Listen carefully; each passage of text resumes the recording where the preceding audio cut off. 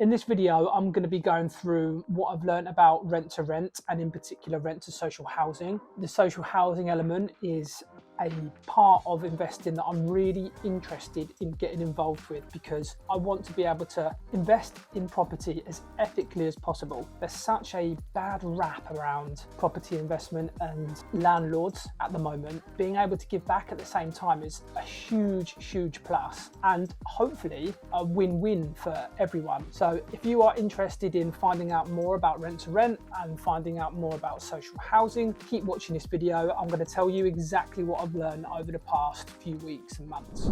Firstly, what is rent to rent? In a traditional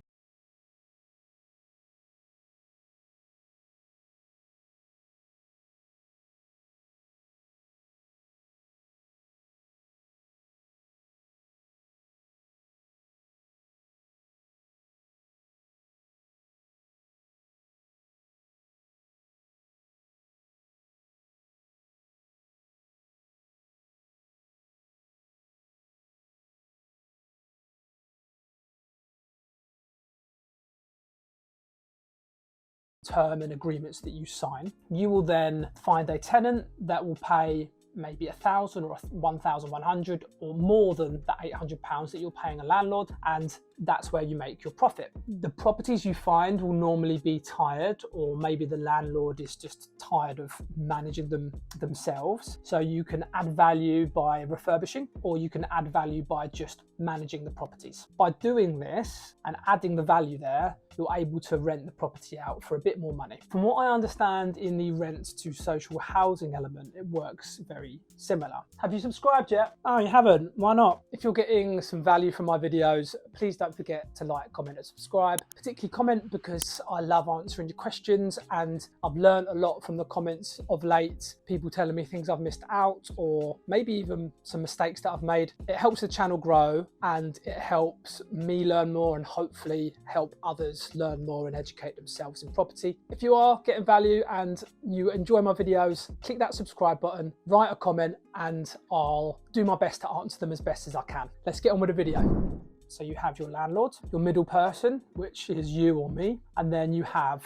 the tenant at the end. But the tenant in this scenario is a social housing provider. There's a lot of these social housing providers that have government-backed contracts and have a lot of government money to play around with. So they're actually able to not only house vulnerable people, that will be the end tenant, but also they're able to pay a little bit more than your general market rent. So you can find a property that's maybe a bit dated, you can do it up, and then you can let that property out to a social housing provider. You're just facilitating that. You agree a fixed term with the social housing provider. Normally, from what I've seen, it's 3 to 5 years, and they agree with you that they will pay you for the right property X amount of money for those 3 to 5 years. It goes up when the amount of rooms available are more. A 2-bed house will pay less than a 4-bed house. 7-bed house or 7-bed HMO will pay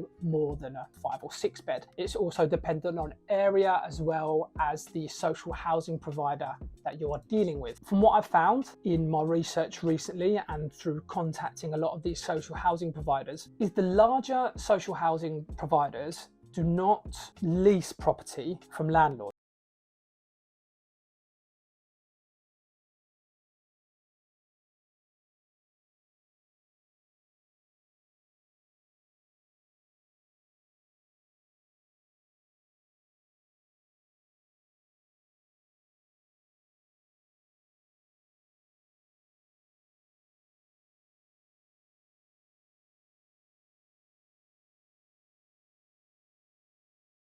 Get vulnerable people into these safe accommodations by just going straight to the landlord and renting off them for a fixed amount of time. You have your social housing provider and you have your landlord. Social housing providers are struggling at the moment to find enough property. They cannot find enough property to house the amount of people that need housing. Landlords, some are getting tired of being a landlord, so retiring landlords are quite keen on letting their properties out or not having to deal with constant management of these properties. Or there are just opportunities from landlords that haven't got the money to refurbish a property. There's lots of different reasons why a landlord may want to actually let out their property for a fixed amount. The main draw that I can see for the landlord in this scenario is they, dependent on the social housing provider, they largely don't have to look after the maintenance because the social housing provider will cover the maintenance for them. The rent is fixed and some of the social housing providers guarantee the rent, although I'm not sure that's quite right. I'm not sure if you're legally allowed to guarantee rent.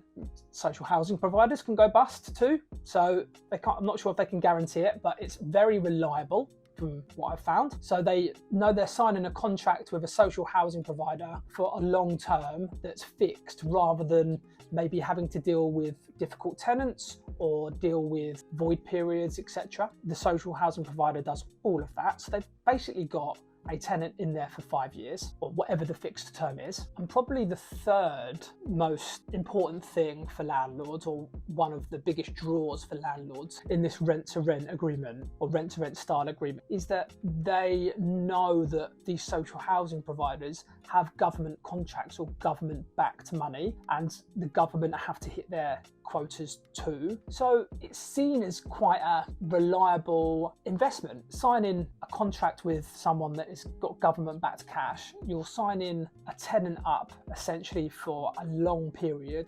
You don't have to worry about void periods. You don't have to worry about maintenance. Someone else looks after that for you. And the best part, in my opinion, is that you're able to give back. These deals are obviously advertised for people to make money, for investors to make money. Otherwise, not many, unless you're a philanthropist, you're not just going to give up your hard-earned money for nothing back. So it's a to and fro. But for me, I don't actually mind it being advertised in that way, as long as, what is wrong with the investor winning and being able to help the vulnerable? I don't see anything wrong with that. That is why I'm particularly interested in doing the rent to social housing element. Hopefully I've not butchered what rent to rent is. That's how I understand it. Landlord, middle person, end tenant, i.e. can be a private tenant or a social housing tenant, which would mean the end tenant in this scenario is the social housing provider, and you or I just facilitate the deal between the landlord and the end tenant. I invested in a rent to social housing deal recently, and I can put it as simply as I can put it, is there's a landlord that had a rundown property that was suitable and could meet the needs of a social housing provider. A company who finds these sorts of deals sits in the middle and help facilitate it, and they worked out that they need about 27 grand, so about £24,000 for the refurbishment and about £3,000 for their fee for me to buy the deal off them. So they're looking for about 27 grand. They come to me up here and take the money from me, and then they refurbish the property, get it up to standard, which took a few months. And now all I know is that I receive monthly rental income for the next 5 years, and I'm receiving a really good return on my money, and I'm helping house the vulnerable tenants on this side. Really good deal, ethically, morally, and financially. And this is exactly why I want to continue doing these deals. I mentioned it right at the start, that landlords are getting such a bad rap at the moment, for good reason as well, in a lot of cases. I've never seen myself as a bad landlord or someone that's gonna take the mick out of my tenants. I've got great reviews from my tenants, and I almost actually prefer the good reviews from tenants than I do investors sometimes. Not enough people, in my opinion, get good reviews from tenants or look for reviews for their tenants, but tenants stay longer when you treat them well, and they also will be able to forward you to other people, other potential new tenants, once they're finished or if you're investing in the area. And I'm trying to figure out a way of really separating myself from this landlords are bastards kind of thing, you know? and getting on a good side of ethical investing. If I'm honest, I've been trying to, I don't know if I've been kidding myself, but I've not been able to work out a way of true ethical property investing, and I'm sure that this is it. This rent-to-rent strategy and going direct to social housing providers is where I'm going to be and what I'm going to be doing at the end of 2023 and going into 2024. I will look for my own rent-to-rent deals rather than go through a third-party company like I've done recently. I feel like I've learned a bit off them by going through the process and doing my own research, and now I'm ready to be able to find my own rent-to-rent deals. I know how to contact landlords off-market, so for deals that aren't on your standard property portals like Rightmove and Zoopla, etc. I have investors, and I'm always looking for new investors and always raising finance. And the areas that I've always invested in are good for these social housing providers. So I know that the areas that I know well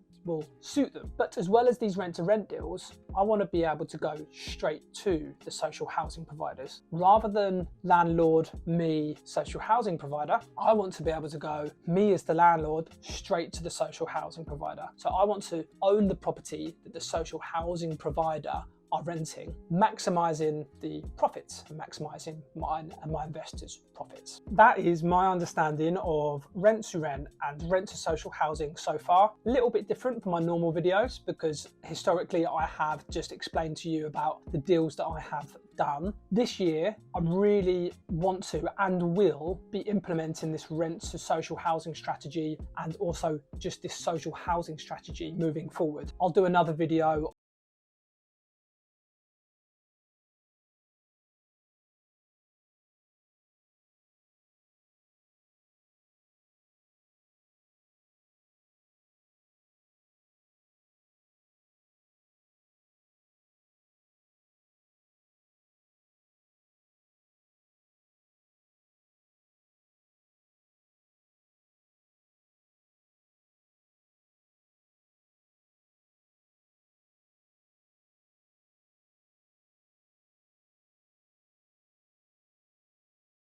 that you've done in rent to rent that I've missed out, please let me know, because I am learning this strategy at the moment, and I look forward to seeing you in the next video.